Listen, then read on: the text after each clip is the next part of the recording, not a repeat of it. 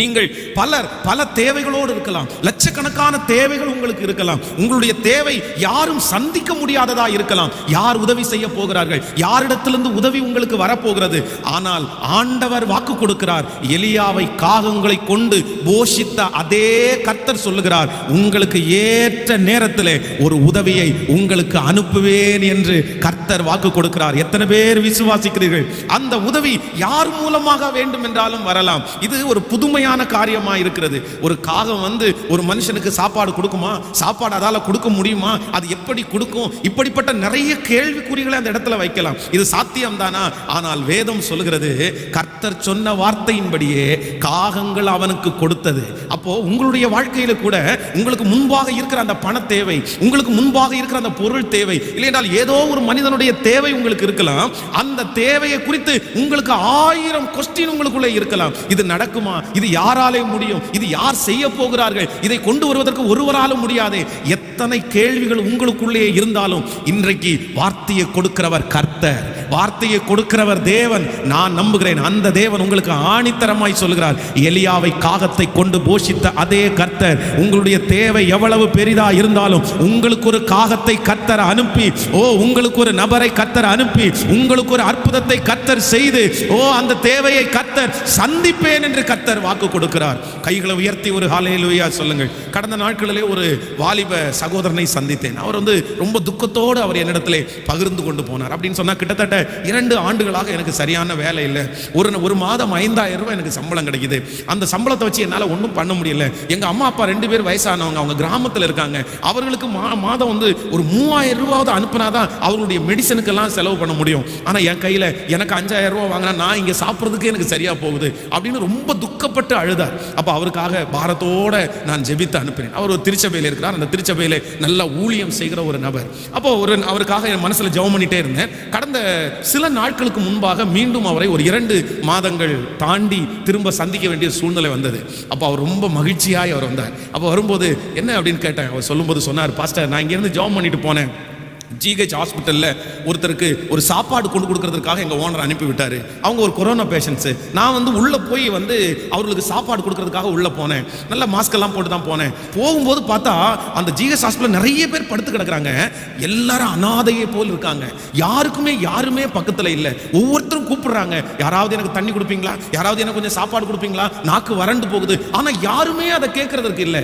உடனே நான் அந்த கொடுக்க வேண்டிய நபருக்கு கொண்டு சாப்பாடு கொடுத்துட்டு அந்த மாதிரி தண்ணி கொடுக்குறவங்களை பார்த்து ஒரு டம்ளர் தண்ணி எடுத்து கொண்டு போய் கொடுத்தேன்.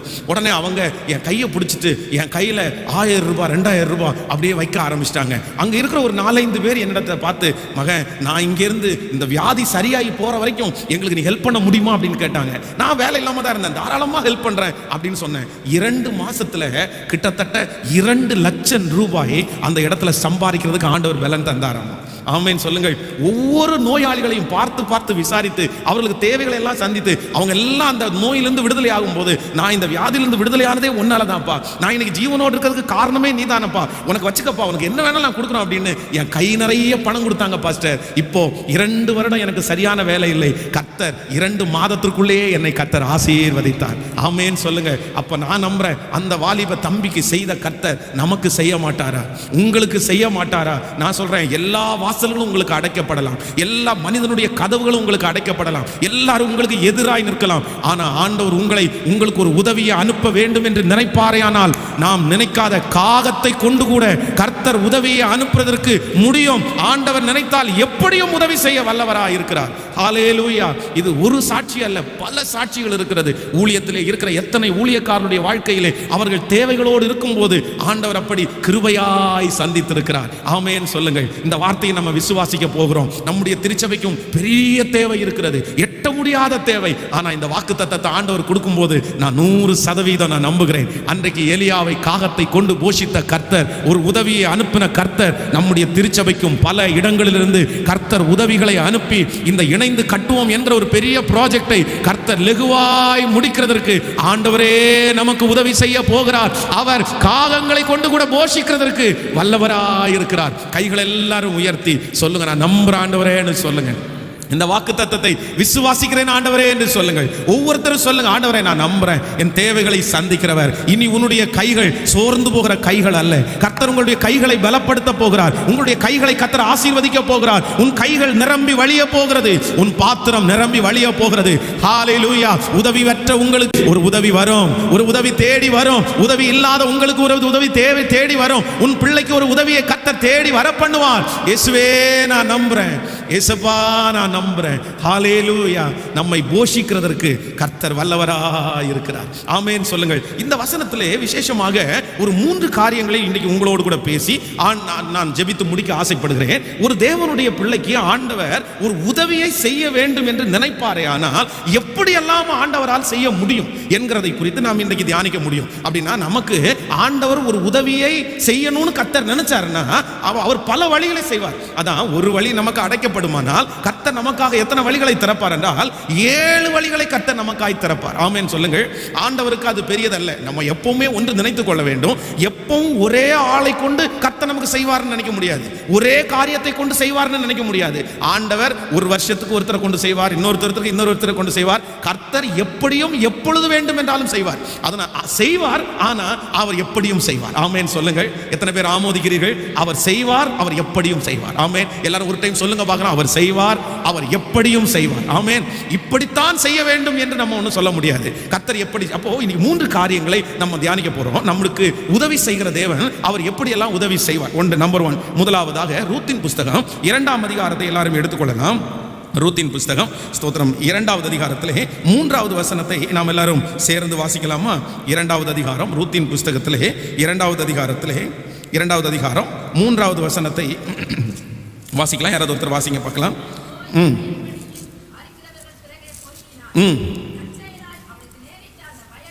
தற்செயலாய் நேரிட்ட அந்த வயல் நிலம் எலிமெலேக்கின் வம்சத்தானாகிய போவாசுடையதாய் இருந்தது. அப்பொழுது போவாஸ் பெத்லெகேமிலிருந்து வந்து கர்த்தர் உங்களோடு இருப்பாராக என்றார். அதற்கு அவர்கள் கர்த்தர் உம்மை ஆசீர்வதிப்பாராக என்றார். எல்லாரும் சேர்ந்து வாசிக்கலாம். ரூத்தின் புஸ்தகம் 2ஆம் அதிகாரம் 3வது வசனத்தை சேர்ந்து வாசிக்கலாமா? அவள் போய் வயல்வெளியில் அறுக்கிறவர்கள் பிறகு பொறுக்கினால் தற்செயலாய் அவளுக்கு நேரிட்ட அந்த வயல் நிலம் எலிமெலேக்கின் வம்சத்தானாகிய போவாசுடையதாய் இருந்தது. ஆமென் சொல்லுங்கள். ஆண்டவருடைய பிள்ளைகளே, இந்த இடத்துல இந்த ரூத்தினுடைய சம்பவத்தை குறித்து நமக்கு தெரியும். அப்படி என்றால் தன்னுடைய சொந்த நாடாகிய மோவாப் தேசத்தை விட்டு தன்னுடைய மாமியாரோடு சேர்ந்து இப்பொழுது அப்பத்தின் வீட்டிற்கு அவர்கள் வருகிறாங்க. அவங்க வரும்போது எல்லா சூழ்நிலைகளும் அங்கே மாற்றப்பட்டிருக்கிறது. தேசமெல்லாம் பஞ்சம் முடிந்து ஜனங்கள் அப்பொழுதுதான் கொஞ்சம் கொஞ்சமாய் விவசாயம் செய்து கொண்டிருக்கிறார்கள். பெரிய பெரிய ஆட்களுக்கு விவசாயம் இருக்குது. இவங்க 2 பேரும் ரூத்தும் நகோமியும் தன்னுடைய 2 பேருமே புருஷனை இழந்து ஒரு விதவையாக அந்த நாட்டுக்குள்ளே காலடி எடுத்து வைக்கிறாங்க. இவங்களுக்கு எங்க போறதுன்னு தெரியல. இந்த ரூத் வந்து அந்த ஊருக்கு புதுமையானவள். அப்போ வீட்டிலேயே ஒருத்தருடைய மூஞ்சி ஒருத்தர் பார்த்துட்டு இருக்க முடியாதுல்ல, சாப்பாடு சாப்பிடணும். அதனால அவர்கள் உற்சாகத்தோட போய் இந்த அறுக்கிறவர்கள் வந்து தூற்றி போடுறத, அவருடைய கைகளிலிருந்து விழுகிறத, ஏழைகள் பொறுக்கிறத இவங்க கொஞ்சம் கொஞ்சமாய் பொறுக்கிட்டு இருக்காங்க. அதுல வேதம் சொல்லுது, தற்செயலாய் அவள் வந்து இந்த இடத்துக்கு போகணும்னு நினைக்கல, போவாசுனுடைய நிலத்திற்கு போய் தான் நான் பொறுக்கணும்னு நினைக்கல, எதேச்சையா தற்செயலா அவ பொறுக்கிறதற்காக போகிற அந்த நிலம் யாருடையதா இருந்தது என்று சொன்னால் போவாசுடையதா இருந்தது. அப்போ நான் என்ன நம்புறேன் அப்படின்னா, ஆண்டவர் நமக்கு செய்கிற உதவியை எப்படி ஆண்டவரால் செய்ய முடியும் என்றால், நாம் எதிர்பாராத இடத்திலிருந்து நமக்கு ஒரு உதவியை அனுப்புறதற்கு கர்த்தருக்கு லேசான காரியம். எத்தனை பேர் ஆமோதிக்கிறீங்க?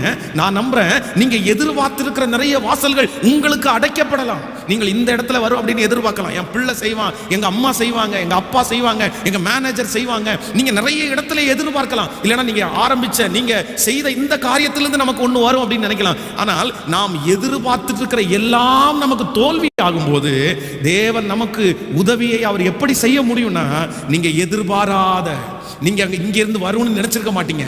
இந்த நபர் கொடுப்பாங்கன்னு நினைச்சிருக்க மாட்டீங்க. இந்த காரியத்திலிருந்து எனக்கு கிடைக்கும் என்று நினைக்க மாட்டீர்கள்.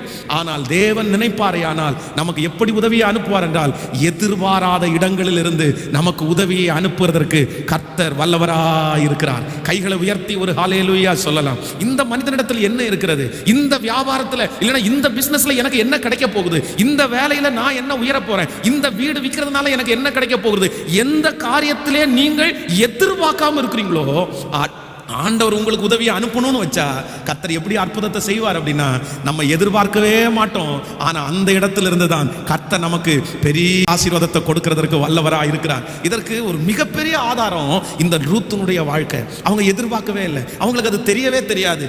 ஆனால் அடுத்த அதிகாரங்களில் வாசிக்கும் போது வேதம் சொல்லுது, எந்த நிலத்திலே அவர்கள் பொறுக்கினார்களோ அந்த நிலம் போவாஸ் உடையதா இருந்தது. அந்த போவாஸ் இவர்களுக்கு கணவனாராய் மாற்றப்பட்டார். ஆமென் சொல்லுங்க. அவங்களுக்கு இது போவாசனுடைய நிலம்னு தெரியாது. எதேர்ச்சியா போன இடத்துல ஆண்டவர் என்ன பண்ணார்னா, உனக்கென்று ஒரு துணையை, உனக்கென்று ஒரு அற்புதத்தை இங்கே வைத்திருக்கிறேன் என்று கர்த்தர் ஆணித்தரமாய் அவர்களுக்கு செய்தார். நான் என்ன நம்புறேன் அப்படின்னா, இந்த 3வது செக்ஷன்ல வந்திருக்கிற உங்கள் ஒவ்வொருத்தருக்கும் தீர்க்க தரிசனமாய் நான் சொல்லுகிறேன், ஆண்டவர் உங்களுக்கு இந்த வருடம் முடிகிறதுக்குள்ளே ஒரு அற்புதத்தை செய்ய போகிறார். ஒரு உதவியை உங்களுக்கு அனுப்ப போகிறார். அந்த உதவி எப்படி வரப்போகிறது என்றால், நீங்கள் எதிர்பாராத இடத்திலிருந்து கர்த்தர் உங்களுக்காக ஒரு காரியத்தை கர்த்தர் செய்ய போகிறார். நம்புகிறவர்கள் முழு பலத்தோடு கரங்களை தட்டி, ஆண்டவரே நான் விசுவாசிக்கிறேன் என்று சொல்லுங்கள். ஆண்டவருடைய சமூகத்தில் சொல்லுங்கள், ஆண்டவரே நான் நம்புகிறேன், நான் எதிர்பாராத இடத்திலிருந்து எனக்கு தெரியாது, ஆனால் கர்த்தர் அதை எனக்காக செய்து முடிக்கிறதற்கு அவர் வல்லவராய் இருக்கிறார். ஹல்லேலூயா. கைகளை அசைத்து ஒரு ஹல்லேலூயா சொல்லலங்கள். நீங்கள் ஜோஷுவாவின் புஸ்தகம் 1ஆம் அதிகாரத்திலே 1வது வசனத்தை நீங்கள் வாசிப்பீர்களே ஆனால் எடுத்துக்கொள்ளலாம். ஜோஷுவாவின் புஸ்தகம் 1ஆம் அதிகாரத்திலே 1வது வசனம், கர்த்தருடைய தாசனாகிய மோசே மரித்த பின்பு கர்த்தர் மோசேயின் ஊழியக்காரனாகிய நூனின் குமாரன் ஜோஷுவாவை நோக்கி, என் தாசனாகிய மோசே மரித்து போனார். இப்பொழுது நீயும் இந்த ஜனங்கள் எல்லாரும் எழுந்து இந்த யோர்தானை கடந்து இஸ்ரவேல் புத்திரருக்கு நான் கொடுக்கும் தேசத்திற்கு போங்கள். நான் மோசேக்கு சொன்னபடி உங்கள் காலடிகள் மிதிக்கும் எவ்விடத்தையும் உங்களுக்கு கொடுத்தேன். வனாந்தரமும் இந்த லீபனோன் தொடங்கி ஐபிராத் நதியான பெரிய நதி மட்டுமுள்ள ஏத்தியரின் தேசம் அனைத்தும் சூரியன் அஸ்தமிக்கிற திசையான பெரிய சமுத்திரம் வரைக்கும் உங்கள் எல்லையாயிருக்கும். நீ உயிரோடு இருக்கும் நாளெல்லாம் ஒருவனும் உனக்கு முன்பாக எதிர்த்து நிற்பதில்லை. நான் மோசையோடு இருந்தது போல உன்னோடும் இருப்பேன். நான் உன்னை விட்டு விலகுவதும் இல்லை, உன்னை கைவிடுவதும் இல்லை. பலன் கொண்டு திடமனதாயிரு. இந்த ஜனத்தின் பிதாக்களுக்கு நான் கொடுப்பேன் என்று ஆணையிட்ட தேசத்தை நீ இவர்களுக்கு பங்கிடுவாய். ஹல்லேலூயா. வேதம் சொல்லுது, இந்த ஜோஷுவா ஒரு சாதாரணமான மனிதனாய் இருந்தான். ஆனா இந்த மோசேயினுடைய காலம் முடிந்ததற்கு பிறகு, நான் தான் இந்த ஜனங்களை நடத்த போறேன், நான் தான் இந்த ஜனங்களுக்கு தேசத்தை பங்கிட போறேன், இல்ல அவன் எதிர்பார்க்கவே இல்லை. அப்படிப்பட்ட ஒரு எண்ணம் அவனுக்குள்ள இல்லவே இல்லை. ஆனால் வேதம் சொல்லுது, இந்த ஜோஷுவா எதிர்பார்க்கல. ஆனா மோசே மரித்ததற்கு பிறகு ஆண்டவர் என்ன பண்றாருன்னா, இவனை பார்த்து சொல்றாரு, நீ தான் அந்த ஜனங்களை வழி நடத்த போற. நான் மோசையோடு இருந்தது போல உன்னோடும் கூட நான் இருப்பேன். நம்முடைய தேவன் யார் தெரியுமா? நாம் எதிர்பார்த்த வாசல்கள் எல்லாம் அடைக்கப்படும் போது எதிர்பாராத ஒரு வாசலை நமக்காய் திறக்கிறவர் தான் நம்முடைய தேவன்.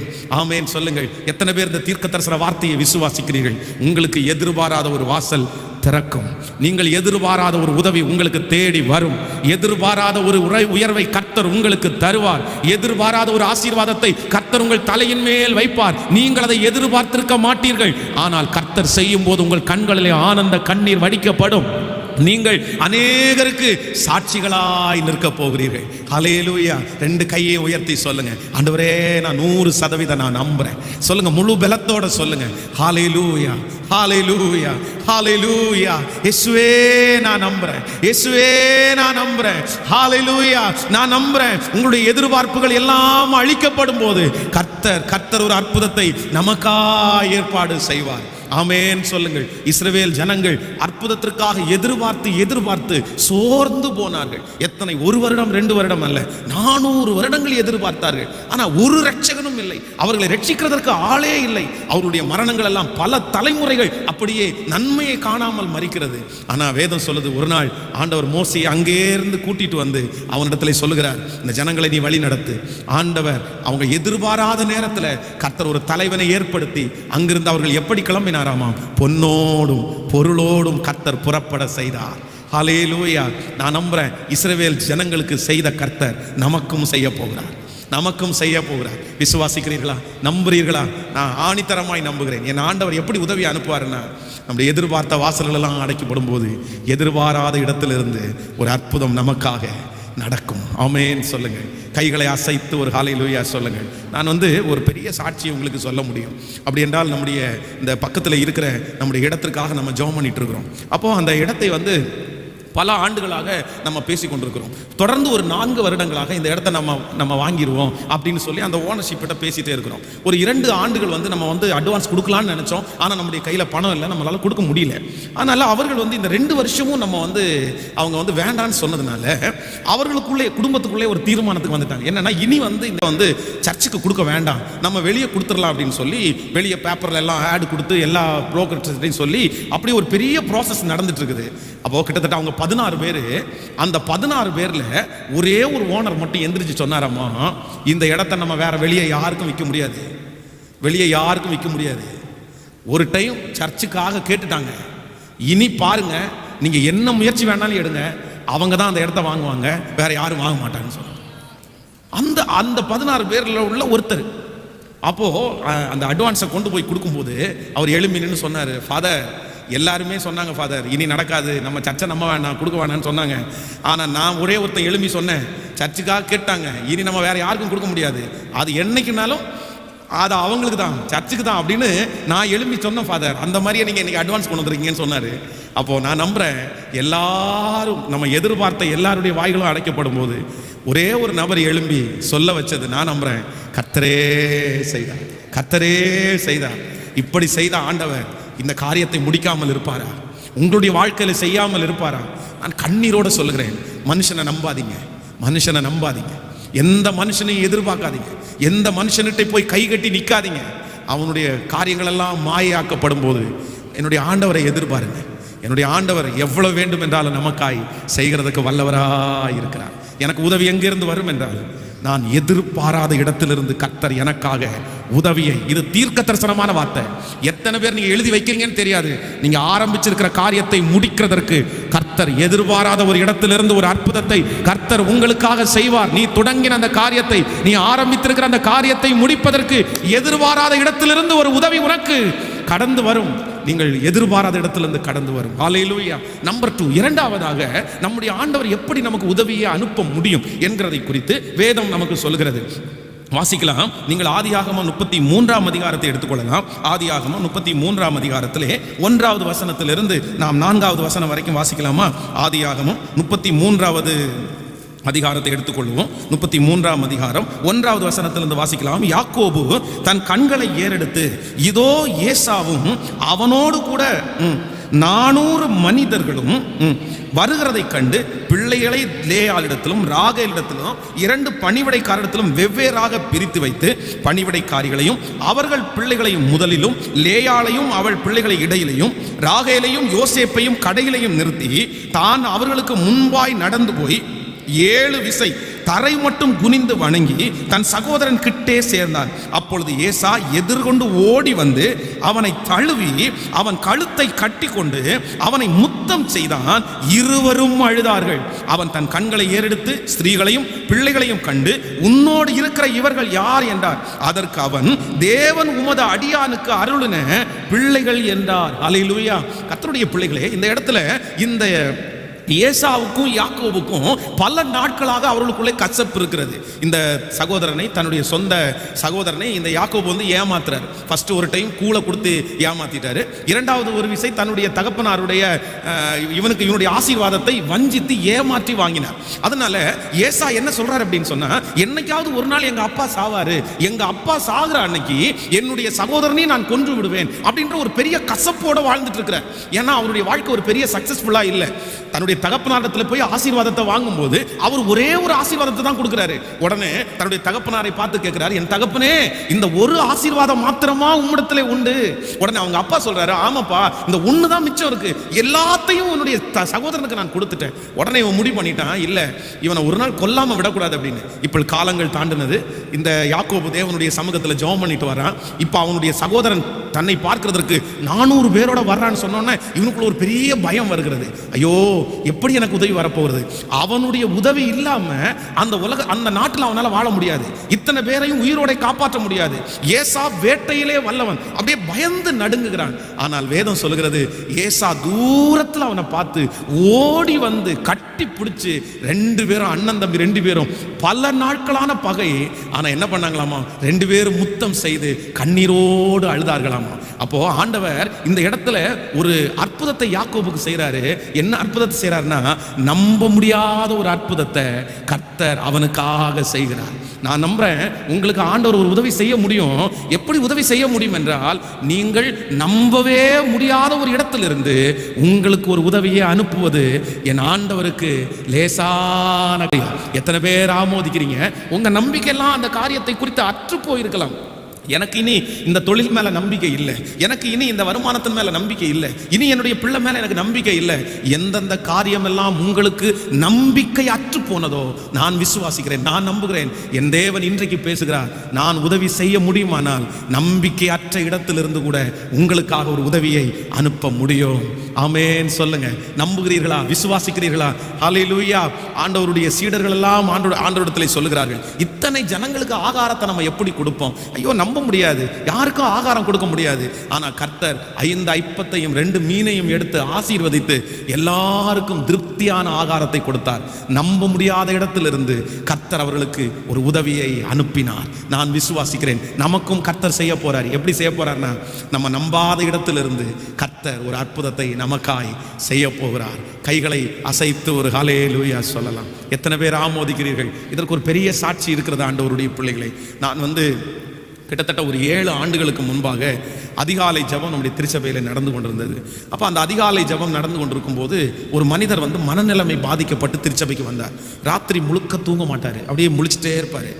அவர் சைக்காலஜி டாக்டரை பார்த்து, மனநல மருத்துவரை பார்த்து மாத்திரை எடுத்துட்டு இருந்தார்.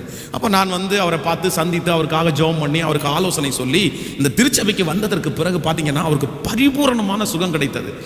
அது எதனால் அந்த மன அழுத்தத்துக்குள்ள ஆனார் அப்படின்னா, அவருடைய நண்பர் அவரை ஏமாத்திட்டார். பல கோடி ரூபாய் ஏமாத்தி பில்களை எல்லாம் எரிச்சு எல்லாத்தையும் நாசம் பண்ணி அவர் ஒன்றும் இல்லாமல் பண்ணிட்டதுனால அந்த பணத்தை ஏமாந்ததுனால தூங்காம ஆயிட்டாரு.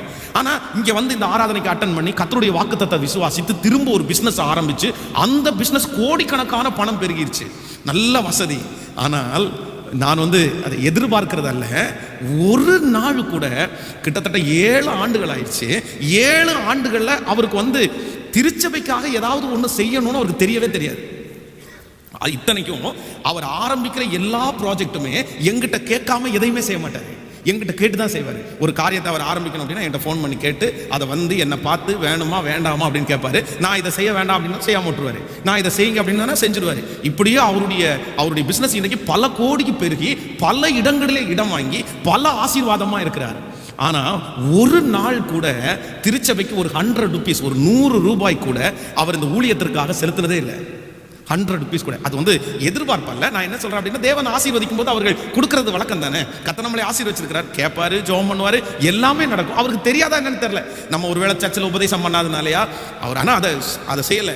அப்போ நான் சரி ஓகே, அது ஆண்டவருக்கும் அவருக்கும் முடியாது அப்படின்னு விட்டுட்டேன். திடீரென்று ஒரு நாள் கடந்த சில நாட்களுக்கு முன்பாக அவர் வந்துட்டு அவருக்கு இந்த கோவிட் அவருக்கு அட்டாக் ஆயிடுச்சு. இந்த கொரோனாவில் பாதிக்கப்பட்டார். அப்போ அவருக்காக ஜெபம் பண்ணி அவருக்கு ஆலோசனை சொல்லி அவரை போய் பார்த்து அவருக்காக ஒரு ஹாஸ்பிட்டல் ரெடி பண்ணி எல்லாத்தையும் கிளியர் பண்ணி இப்போ ஆண்டவர் கிருபையாக அவரை தப்பிச்சிட்டார். அப்போ சொன்னார், பாஸ்டர் நீங்கள் இல்லை அப்படின்னா, நீங்களும் கர்த்தரும் இல்லைன்னா நான் செத்துருப்பேன், ஆண்டவர் என்னை உயிரோட காப்பாற்றினாரு. ஆனால் அந்த கொரோனா வார்டுக்குள்ளே நான் படுத்து கிடக்கும்போது ஆண்டவர் என்கிட்ட ஒன்று பேசினார். என்ன பேசினார் அப்படின்னா, நீ போயிட்டு இருக்கிற ஆலயத்திற்கு நீ ஏதாவது செஞ்சிருக்கிறியா, நீ செய்ய வேண்டிய அவசியம் இருக்குல்ல அப்படின்னு பேசினாரு. அதனால ஆலயத்திற்காக எதையாவது செய்யணும் அப்படின்னு நினைக்கிறேன் அப்படின்னு சொல்லி ஒரு செக் என் கையில் கொடுத்தாரு. அந்த செக் கிட்டத்தட்ட 1 லட்சம் ரூபாய் செக் கொடுத்தாரு. 1 லட்சம் ரூபாய் செக்கு. அப்போ எனக்கு ரொம்ப ஆச்சரியமாயிருச்சு. நான் என்ன சொல்றேன்னா, எத்தனையோ பேர் ஊழியத்தை தாங்குகிறார்கள். ஆனால் அவர் கொடுக்கும்போது என்ன நினைச்சேன் அப்படின்னா, அது ஒரு நம்ப முடியாத அற்புதம். 7 ஆண்டுகளாக 1 ரூபாய் கூட கொடுக்காத ஒரு மனுஷன் அன்னைக்கு அந்த ஆசீர்வாதத்தை கொடுக்கிறார் அப்படின்னா, நான் நம்புறேன் நம்முடைய தேவன் உதவியை நமக்கு அனுப்பணும்னு நினைச்சிட்டார் அப்படின்னா, நம்ம நம்ப முடியாத இடத்துல இருந்து கூட என்ன பண்ணுவாருன்னா உதவியை அனுப்புறதற்கு வல்லவராக இருக்கிறார். நம்ம நினைப்போம் இந்த இடத்துல இருந்தெல்லாம் வருமா, எனக்கு நம்பிக்கை இல்லை சார், எனக்கு நம்பிக்கை இல்லை சார், எனக்கு நம்பிக்கை இல்லை. உங்களுடைய நம்பிக்கையெல்லாம் கர்த்தர் பலப்படுத்தும்படியாகத்தான் இன்று இந்த 3வது செக்ஷனில் கர்த்தர் பேசுகிறாரு. இல்லை, என்னால் நம்பிக்கை இல்லாத இடத்துலேருந்து உங்களுக்கு உதவியை அனுப்புறதற்கு முடியும் என்று கர்த்தர் சொல்லுகிறார். உங்கள் இருதயம் சோர்ந்து போக வேண்டாம், உங்கள் மனசு சோர்ந்து போக வேண்டாம், உங்களுடைய நம்பிக்கையெல்லாம் தளர வேண்டாம். என் தேவன் உங்களுக்காய் ஒரு உதவியை அனுப்புவேன் என்று வாக்கு கொடுக்கிறார். 2 கரங்களை மேலே உயர்த்தி முழு இருதயத்தோட நீங்கள் சொல்லுங்க, ராஜா ராஜா ராஜா, எனக்கு அற்புதத்தை நீங்க செய்யணும்னு நினைச்சிட்டீங்க அப்படின்னா, செய்யணும்னு நினைச்சிட்டீங்கன்னா, என் நம்பிக்கை அற்று போனதுல இருந்து கூட எனக்கு அற்புதத்தை செய்ய முடியும் ஆண்டவரே. சொல்லுங்க, ஆண்டவரே எனக்கு அப்படி செய்ய முடியும், அப்படி செய்ய முடியும் ஆண்டவரே, செய்ய முடியும்பா. உங்களால் ஆகாதது என்று ஒன்றும் இல்லை இல்லை இல்லை இல்லை. கைகளை உயர்த்தி ஒரு ஹல்லேலூயா சொல்லலாம். ஆமென். மீன் பிடிக்கிற தொழிலில் போகிற ஒரு தேவனுடைய பிள்ளை பெரிய கடனில் மாட்டி அந்த மீன் பிடிச்சிட்டு வந்தால் தான் அவருக்கு லாபம். அப்போ போகும்போதே அவருடைய வலையை எடுத்து பார்த்தா அவருடைய வலையில் நிறைய இடத்துல ஓட்டை இருந்துச்சாமா. அவங்க மனைவி பார்த்து சொன்னாங்களாமா, இந்த ஓட்டையான வலையை கொண்டு போய் மீனை பிடிச்சி என்னைக்கு இந்த கடனை நீங்கள் முடிக்க போகிறீங்கன்னு சொன்னாங்களாம். மீன் பிடிக்க போகிறது, மீன் பிடிக்கிற தொழில் வந்து ரொம்ப கஷ்டமான தொழில், இருக்கிறதுலே ரொம்ப கஷ்டமான. அவங்களுக்காக ஸ்பெஷலாக நம்ம ஜெபம் பண்ணணும். அவங்க வந்து அந்த இயற்கை சீற்றத்தோடு போராடுகிற இடம் இல்லை, தண்ணிக்குள்ளே. அதெல்லாம் நீங்கள் ஒன்றொன்னா விவரித்து சொன்னோம் அப்படின்னா, ஐயோ அவ்வளோ கஷ்டமான ஒரு தொழில் தான் மீன் பிடிக்கிற தொழில். அங்கே இருக்கிற நம்ம வந்து அந்த போட்டில் வந்து ஒரு 15 நிமிஷம் ட்ராவல் பண்ணாலே நம்மளால் ட்ராவல் பண்ண முடியாது, ஃபுல்லாக வாமிட்டிங் வந்துடும். அந்த அந்த கடலுடைய காற்று கூட நமக்கு ஒத்துக்காது. அதெல்லாம் ரொம்ப கஷ்டமானது. அது கண்ணீரோடு அந்த அந்த ஓட்டையான வலையை தூக்கி போட்டு, இனி என் கடனை முடிக்கிறதுக்கு இந்த வலை உதவி செய்யாது, எனக்கு அந்த நம்பிக்கை இல்லைன்னு போனேன் நம்ம. ஆனால் ஒரு மிகப்பெரிய ஆச்சரியம், அவருக்கு வந்து ஒரு 7 மீன் கிடச்சிருச்சாமா. 7 மீன், 7 மீன், ஒரு நல்ல சைஸ் உள்ள மீன், அது ரொம்ப காஸ்ட்லியான மீன். அதை வந்து கிட்டத்தட்ட 37 லட்சம் ரூபாய்க்கு வித்தாராமா. 7 மீனை, 7 மீனை கொண்டு வந்து அந்த நீங்கள் பேப்பர்லாம் வாட்சி பார்ப்பீங்க, சில மீன்கள் வந்து ரொம்ப காஸ்ட்லியாக இருக்கும், அது இம்போர்ட் பண்ணுவாங்க, அது பெரிய பெரிய மெடிசன்ஸுக்கு அது யூஸ் ஆகும். அந்த மாதிரி 7 மீன் கிடச்சிருச்சு. அதில் பணம் வந்து அவருடைய கடன் முழுக்க ஒரே ஒரு ஓட்டையான வலையில் சரியாயிடுச்சு. ஆமேன்னு சொல்லுங்க. அப்போது சாட்சி சொல்லும்போது ரொம்ப ஆசையாக இருந்துச்சு. அதோடு அந்த வலையை தூக்கி போட்டு ஊழியத்துக்கு வந்துட்டார். இன்றைக்கி ராமேஸ்வரத்தில் ஆண்டவருடைய ஊழியத்திற்காக ஒப்பு கொடுத்து கர்த்தருடைய ஊழியத்தை செஞ்சுட்ருக்கிறாரு. அப்போது நான் என்ன நம்புகிறேன் அப்படின்னா, நம்முடைய ஆண்டவர் நம்பிக்கை இல்லாத இடங்களிலே நம்பிக்கை விதைக்கிற கர்த்தர். ஆண்டவர் உங்களுக்கு உதவி செய்யணும்னு நினச்சிட்டாருன்னா, எந்த இடத்துல நீங்கள் நம்பலையோ அந்த இடத்துலேருந்து உதவியை செய்ய கர்த்தர் வல்லவராக இருக்கிறார். நான் நம்புகிறேன் ஆண்டவரே, நான் நம்புகிறேன், எனக்கு ஒரு உதவி கடந்து வரும். என் தேவன் எனக்காய் உதவியை எப்படியும் செய்வார், எப்படியும் செய்வார். ஆமென். 100க்கு 100 உம்மையே நான் நம்புவேன், அற்புதம் செய்திடுங்க, அதிசயம் நடத்திடுங்க. 100க்கு 100 உம்மையே நான் நம்புவேன், அற்புதம் செய்திடுங்க, அதிசயம் நடத்திடுங்க. மனிதர்கள் முன்பாக தலைகுனிந்து போகாமல் உதவி செஞ்சிடுங்க, உயர்த்தி வச்சிடுங்க. மனிதர்கள் முன்பாக தலைகுனிந்து போகாமல் உதவி செஞ்சிடுங்க, உயர்த்தி வச்சிடுங்க. உம்மைத்தான் நான் நம்பி இருக்கேன், அற்புதங்கள் எனக்கு செய்யுங்கப்பா. ஓ நான் நம்பி இருக்கேன், அற்புதங்கள் எனக்கு செய்யுங்கப்பா. ஹல்லேலூயா. கைகளை உயர்த்தி ஒரு ஹல்லேலூயா சொல்லு. ராமுழுதும் பிரயாசப்பட்டோம், ராமுழுதும் பிரயாசப்பட்டோம், ஒன்றும் அகப்படவில்லை. ராத்திரி முழுக்க நாங்கள் இந்த கடலில் பிரயாசப்பட்டோம், மீன் கிடைக்கும் அப்படின்னு. பேதுரு மீன் பிடிக்கிறதுலே வல்லவன், அவனுக்கு எல்லா பழக்கமும் அவனுக்கு இருக்குது. ஆனால் ஒரு மீன் கூட அகப்படலை. அவன் சொல்கிறான், ஆகிலும் உம்முடைய வார்த்தையின்படி வலையை போடுறேன். அந்த வலையை போட்டுட்டு எடுக்கும்போது வேதம் சொல்லுது, அந்த படகெல்லாம் மூழ்கத்தக்கதாக மீன். கரையில் இருக்கிறவங்களெல்லாம் கூப்பிட்டு எங்களுக்கு கொஞ்சம் உதவி செய்யுங்கன்னு சொன்னாங்களாமா. அப்போது நம்ப முடியாத இடத்துல உதவி அனுப்புகிறவர் கர்த்தர். நம்பர் 3, மூன்றாவது, நம்முடைய ஆண்டவர் நமக்கு எப்படி உதவி செய்ய முடியும் என்றால், வேதத்தில் ஒரு வசனத்தை வாசிக்கலாம். ஆதியாகமம் 39ஆம் அதிகாரத்தை எடுத்துக்கொள்ளுங்கள். 39ஆம் அதிகாரம் 20வது வசனத்தை எடுத்துக்கொள்ளலாம். 39ஆம் அதிகாரத்திலே ஸ்தோத்திரம் 20வது வசனத்திலிருந்து நம்ம வாசிக்க போகிறோம். யோசேப்பின் எஜமானன் அவனை பிடித்து ராஜாவின் கட்டளையால் காவலில் வைக்கப்பட்டவர்கள் இருக்கும் சிறைச்சாலையிலே அவனை ஒப்புவித்தான். அந்த சிறைச்சாலையிலே அவன் இருந்தான். கர்த்தரோ யோசேப்போடே இருந்து அவன் மேல் கிருபை வைத்து சிறைச்சாலை தலைவனுடைய தயவு அவனுக்கு கிடைக்கும்படி செய்தார். ஆமென் சொல்லுங்கள். அந்த வசனத்தை திரும்ப, கர்த்தரோ யோசேப்போடே இருந்து அவன் மேல் கிருபை வைத்து சிறைச்சாலை தலைவனுடைய தயவு அவனுக்கு கிடைக்கும்படி செய்தார். ஆமென் சொல்லுங்க. இந்த இடத்துல யோசேப்பை குறித்து நம்ம வாசிக்கிறோம். ஏற்கனவே ஒரு நல்ல இடத்திலே ஆண்டவர் அவனை வைத்தார். அவன் போய் அங்கே உண்மையா இருந்து நல்ல வேலை செஞ்சதுனால போத்திபார் தன்னுடைய வீட்டிலே இருக்கிற சகல காரியத்தையும் அவன் கையில ஒப்பு கொடுத்தான். அந்த இடத்துல அவன் ஒரு பெரிய எஜமானனை போல அவன் நடந்தான். ஆனா திடீரென்று ஒரு பெரிய புயல் அடித்தது. இப்போ அவன் அங்கிருந்து துரத்தப்படுகிறான். இனி போகிற இடத்துல யார் உதவி செய்வார் என்று தெரியல. தன்னுடைய தகப்பனாரை விட்டு பிரிந்து வந்ததற்கு பிறகு ஆண்டவர் போத்திபார் என்கிற ஒரு உதவியை அவனுக்கு முதலாவதாக கொடுத்தார். இப்போ போத்திபாருடைய வீட்டிலிருந்து அவன் துரத்தப்படுகிறான். அவன் போகிறது சிறைச்சாலைக்கு போகிறான். ஐயோ, இங்க ஒரு உதவி நமக்கு இருந்துச்சு, சிறைச்சாலையில நமக்கு யார் உதவி செய்ய போறா? சிறைச்சாலையில நமக்கு என்ன கிடைக்க போகுது? ஆனால் வேதம் சொல்லுகிறது, சிறைச்சாலையிலே கர்த்தர் அவனுக்கு அனுப்பின உதவி அங்க இருக்கிற நபர் அல்ல, சிறைச்சாலையினுடைய தலைவனுடைய கண்களிலே யோசேப்பு கிருபை கிடைத்தது.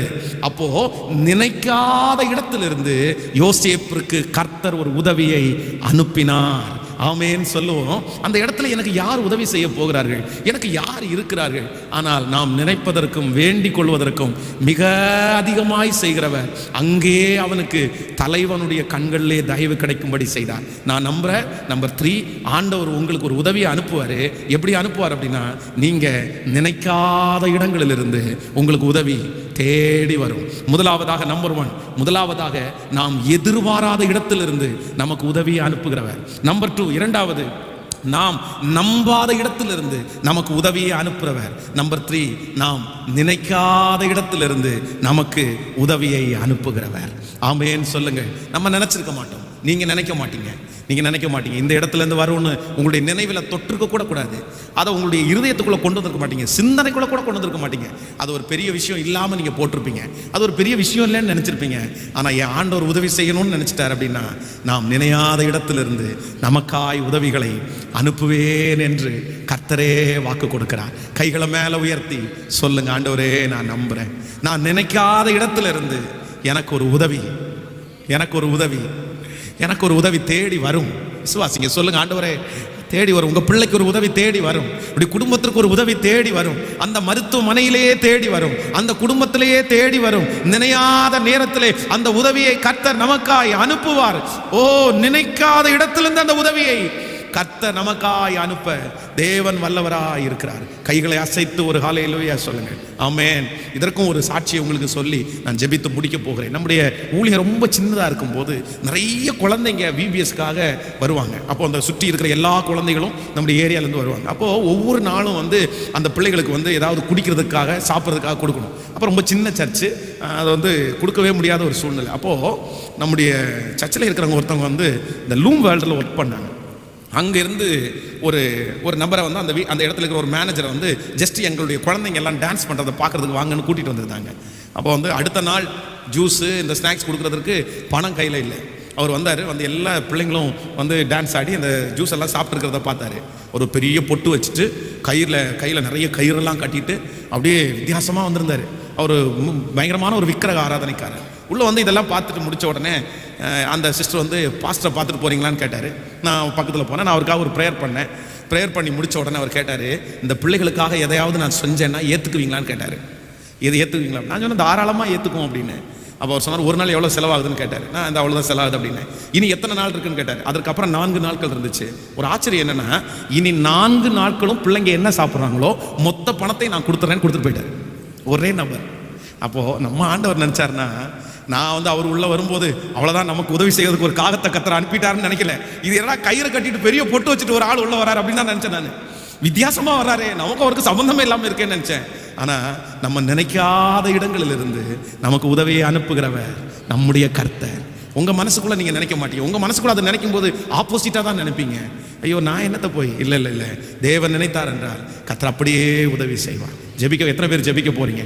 எலியாவை பார்த்து கர்த்தர் சொல்றாரு, நான் அங்கே உன்னை போஷிக்கிறதற்கு காகங்களுக்கு நீ பயப்படாத, நான் உனக்கு ஒரு உதவியை, இந்த வார்த்தை எல்லாரும் சொல்லுங்க, எனக்கு ஒரு உதவியை கர்த்தர் தேவையான போது எனக்கு ஒரு உதவியை கர்த்தர், அது எந்த உதவியாய் வேண்டும் என்றால் இருக்கலாம், பணமா இருக்கலாம், பொருளா இருக்கலாம், கர்த்தர் அந்த உதவியை நமக்காக அனுப்புவார். ஹல்லேலூயா. எல்லாரும் தேவ சமூகத்தில் எழும்பி நிற்கலாம். கர்த்தரிடத்துல கேட்போம், ஆண்டவரே எனக்காய் ஒரு உதவியை அனுப்புவீர். ஹல்லேலூயா, ஹல்லேலூயா. அங்கே உன்னை போஷிக்கிறதற்கு நான் காகங்களுக்கு கட்டளையிடுவேன். ஹல்லேலூயா. தீர்க்கதரிசியை காகங்களை கொண்டு போஷித்த கர்த்தர், ஓ ஜீவராசியை கொண்டு போஷித்த கர்த்தர் உங்களையும் என்னையும் மறந்து விடுவாரோ, தள்ளி விடுவாரோ? நீங்க அவரை தெரிந்து கொள்ளவில்லை, அவர் அல்லவோ உங்களை தெரிந்து கொண்டார். நேற்று அல்ல, இன்று அல்ல, அது தாயின் கருவில் உருவாகும் முன்னே கர்த்தர் நம்மை தெரிந்து கொண்டார். நமக்கு ஒரு உதவி தேடி வரும். ஹல்லேலூயா. சொல்லுங்க, கைகளை மேல உயர்த்தி சொல்லுங்க, எனக்கு ஒரு உதவி தேவனிடத்திலிருந்து தேடி வரும். நன்றி ஆண்டவரே, இந்த வாக்குத்தத்தத்தை விசுவாசிக்கிறேன். இது மனிதர் பேசுகிற வார்த்தை அல்ல, இது பாஸ்டர் பேசுகிற வார்த்தை அல்ல, இது கர்த்தரே நேரடியாய் வந்து பேசுகிற வார்த்தை. எல்லாம் அடைக்கப்படலாம், எல்லா சூழ்நிலைகளும் எதிராயிருக்கலாம், உதவிகள் ஒன்றும் வராதோ என்று நினைக்கலாம். ஆனால் என் கர்த்தர், என் தேவன், காகங்களை கொண்டு போஷித்த கர்த்தர் நமக்கு ஏற்ற வேளையிலே உதவியை அவர் அனுப்பி கொண்டே இருப்பார். நான் நம்புற ஆண்டவரேன்னு சொல்லுங்க. ஹல்லேலூயா. நன்றி, நன்றி ஆண்டவரே. ஓ நன்றி ஆண்டவரே. நம்மை அவர்தான் தெரிந்து கொண்டார், நம்மை அவர்தான் தெரிந்து கொண்டார். ஹல்லேலூயா. நன்றி, நன்றி, நன்றி.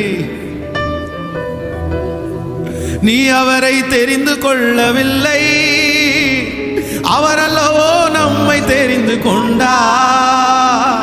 நான் அவரை தெரிந்து கொள்ளவில்லை, அவர் அல்லவோ நம்மை தெரிந்து கொண்டார். நேற்று அல்ல, இன்று அல்ல, தாயின் கருவில் தோன்றும். நேற்று அல்ல, இன்று தாயின் கருவில் தோன்றும். தாய் கூட பிள்ளைகளை மறந்து போகலாம், சிங்கம் கூட குட்டிகள் பட்டினி போடலாம். தாய் கூட பிள்ளைகளை மறந்து போகலாம், சிங்கம் கூட குட்டிகள் பட்டினி போடலாம்.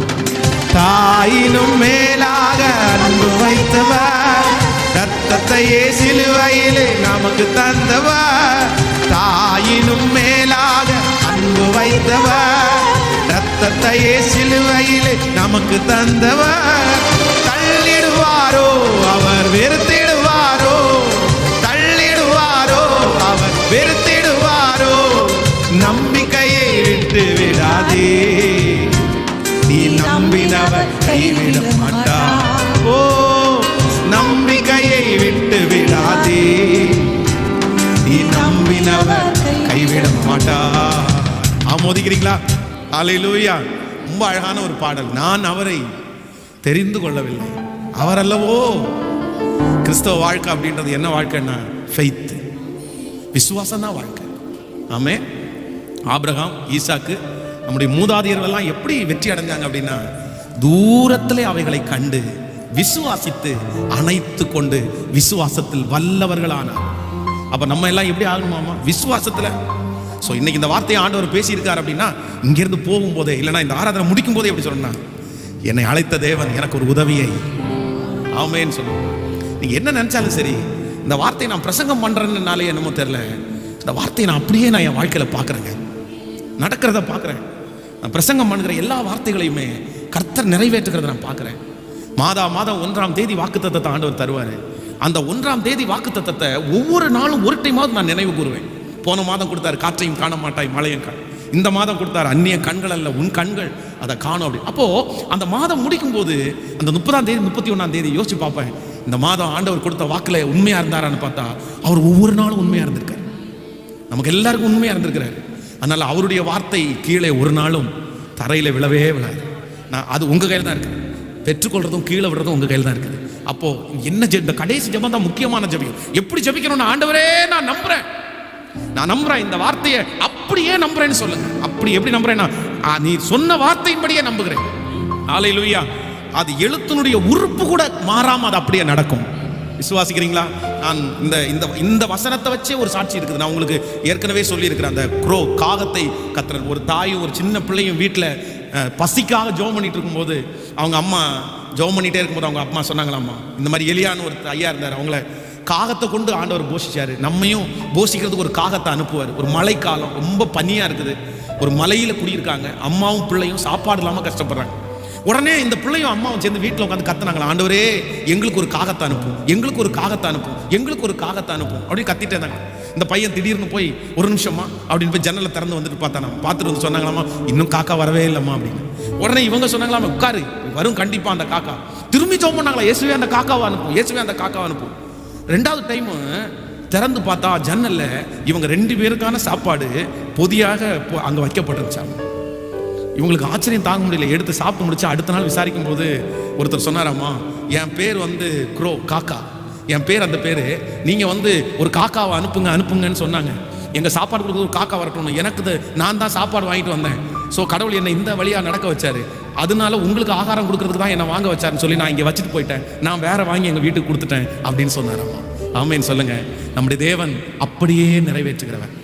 இந்த சாட்சி மேகம் போன்ற இத்தனை திரளான சாட்சிகள். ஆமேன்னு சொல்லுங்க. ஒரு சாட்சி அல்ல, நிறைய சாட்சி. கர்த்தர் நம்மை நடத்த வல்லவராக இருக்கிறார். நீங்க எல்லாம் பத்மா முதலியார் அப்படின்ற அந்த அம்மாவை கேள்விப்பட்டிருப்பீங்க. நல்ல பாடல் எழுதின அந்த அம்மா. அவருடைய கணவனார் வந்து நடராஜ முதலியார். அவர் வந்து ரொம்ப ஏஜானவர், இவங்க ரொம்ப சின்ன வயசு. அவர் திடீரென்று அவர் இறந்து போயிட்டார். அந்த ஊழியத்தை இவங்க தான் செய்ய வேண்டியதாச்சு. ஒரு குட்டி பையன், ஒரு பொண்ணு. அந்த குட்டி பையன் திடீர்னு நைட்டு 12 மணிக்கு எனக்கு ஐஸ் வேணும் அப்படின்னு கத்துறான். எனக்கு ஐஸ்கிரீம் வேணும், இல்லைன்னா எங்க டேடி வேணும், எனக்கு ஐஸ்கிரீம் வேணும், இல்லைன்னா டேடி வேணும். இவங்களுக்கு ஐஸ்கிரீமே வாங்கி கொடுக்க முடியாது, டேடியும் கொடுக்க முடியாது. டேடி இறந்து போயிட்டாரு. 12 மணிக்கு எங்க போய் ஐஸ்கிரீம் வாங்குவாங்க? இவங்க வேற ஒரு விதவை. என்ன பண்றதுனே தெரியலாமா. அவனை எத்தனாலே அடக்க முடியலையாமா. கத்துறானாமா, எனக்கு ஐஸ்கிரீம் கொடுங்க, இல்லைன்னா டேடி கொடுங்க, எனக்கு ஐஸ்கிரீம் கொடுங்க. இவங்களால அடிச்சு பார்த்தாங்க, கொஞ்சி பார்த்தாங்க, ஒன்றும் பண்ண முடியல. திடீர்னு அந்த நடு ராத்திரியில ஒருத்தர் வந்து கதவு தட்டினாரு. கதவு தட்டி, இது நடந்த சம்பவம், ஒரு ஐஸ்கிரீம் அந்த பேக்கை வந்து கையில் கொடுத்தாங்க. இவங்க அப்படி பிரமிச்சு போயிட்டாங்களாமா. ஐயா என்ன ஐஸ்கிரீம் கொடுக்குறீங்க அப்படின்னு. இல்லை, ஆண்டவர் 2-3 நாளாவே என்கிட்ட சொல்லிட்டு இருந்தாரு, உங்களுக்கு உங்கள் வீட்டுக்கு 1 மாதத்துக்கான மளிகை ஜாமான் கொடுக்கறதுக்காக பேசிட்டு இருந்தாரு. பட் எனக்கு கொஞ்சம் லேட் ஆயிடுச்சு. இன்னைக்கு எப்படியாவது மளிகை ஜாமான் வாங்கி கொடுக்கணும்னு சொல்லி நான் வர்ற வழியெல்லாம் கடையை பார்த்தேன். எல்லா கடையும் பூட்டி இருந்துச்சு. பக்கத்தில் வந்துட்டேன். சரி உங்கள்கிட்ட ஒரு வார்த்தை சொல்லலாம்னு நினச்சேன். நைட் எப்படி வர நினச்சேன். ஒரே ஒரு ஐஸ்கிரீம் பார் மட்டும் மூட போகிற நேரத்தில் போயிட்டேன். ஒரு பேக் கிடச்சி, என்னமோ வாங்கி கொடுக்கணும்னு நினச்சேன் அப்படின்னு கொடுத்துட்டு போயிட்டாராம். அப்போதான் இவங்க நினச்சாங்களாமா, இயேசு அவர் மறக்கலை, இன்றும் ஜீவிக்கிறார், இன்றும் ஜீவிக்கிறார். நமக்கு முன்னாடி இருக்கிற சாட்சி. அதனால நான் நம்புறேன், நம்மையும் கர்த்தர் போஷிக்கிறதற்கு, நமக்கு ஒரு உதவியை அனுப்புறதற்கு. கையை மேல உயர்த்தி, எனக்கு ஒரு உதவியை அனுப்புங்கப்பா,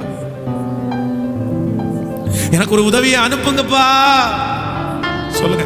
முழு பலத்தோடு, ஆண்டவரே எத்தனையோ பரிசுத்தவான்களுக்கு உதவியை அனுப்பினீரே, என்னை உயர்த்துவதற்கு ஒரு உதவியை அனுப்பும். ஹalleluya. ஓ நன்றி. நான் அவரை தெரிந்து கொள்ளவில்லை, அவர் அல்லவோ என்னை தெரிந்து கொண்டார். நான் அவரை தெரிந்து கொள்ளவில்லை, அவர் அல்லவோ என்னை தெரிந்து கொண்டார். நேற்று அல்ல இன்று அல்ல தாயின் கருவில் தோன்றும், நேற்று அல்ல இன்று அல்ல தாயின் கருவில் தோன்றும். தாய் கூட பிள்ளைகளை ஓ சிங்கம் கூட குட்டிகளை பட்டினி போடலாம். தாய் கூட பிள்ளைகளை மறந்து போகலாம், சிங்கம் கூட குட்டிகளை பட்டினி போ. சொல்லுங்க, இப்ப சொல்லுவோம். தாயினும் மேலாக அன்பு வைத்தவர், ரத்தத்தையே சிலுவையிலே எனக்கு தந்தவர். தாயினும் மேலாக அன்பு வைத்தவர், ரத்தத்தையே சிலுவையிலே எனக்கு தந்தவர்.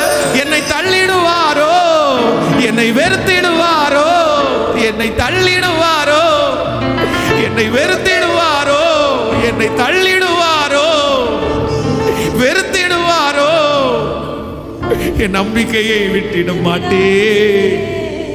நான் நம்பினவர் என் நம்பிக்கையை விட்டிட மாட்டேன். உம்மையே உம்மையே இரக்கம் செய்யும் வரை, உம்மையே இரக்கம் செய்யும் வரை, உம்மையே. ஹalleluya, ஹalleluya. தாய் கூட பிள்ளைகளை மறந்து போகலாம், சிங்கம் கூட குட்டிகளை பட்டினி போடலாம். தாயினும் மேலாக அன்பு வைத்தவர், ஓ ரத்தத்தையே சிலுவையிலே நீ தள்ளிடுவாரோ, என்னை வெறுத்திடுவாரோ, தள்ளிடுவாரோ, உன்னை வெறுத்திடுவாரோ, உன் நம்பிக்கையே விட்டு விடாதே. நீ நம்பினவர், நான் நம்பினவர், நான் நம்பினவர், நான் நம்பினவர், நான் நம்பினவர். காகங்களை கொண்டு உன்னை போஷிப்பேன், உனக்கு ஒரு உதவியை நான் அனுப்புவேன், உனக்கு ஒரு உதவி தேடி வரும். நீ எதிர்பார்க்காத இடத்திலிருந்து உதவியை நான் அனுப்புவேன். நீ நம்பாத இடத்திலிருந்து உனக்கு ஒரு உதவி வரும். நீ நினைத்து கூட பார்க்காத இடத்திலிருந்து ஒரு உதவி வரும். இது 100% நாங்க எல்லாரும் நம்புறோம் ஆண்டவரே. இந்த ஆராதனையிலே கலந்து கொண்டிருக்கிற பிள்ளைகள் எந்த இடத்துல இருந்தாலும், யாரா இருந்தாலும், அந்த வார்த்தை அவங்களுக்கு ஆம் என்றும் ஆமென் என்று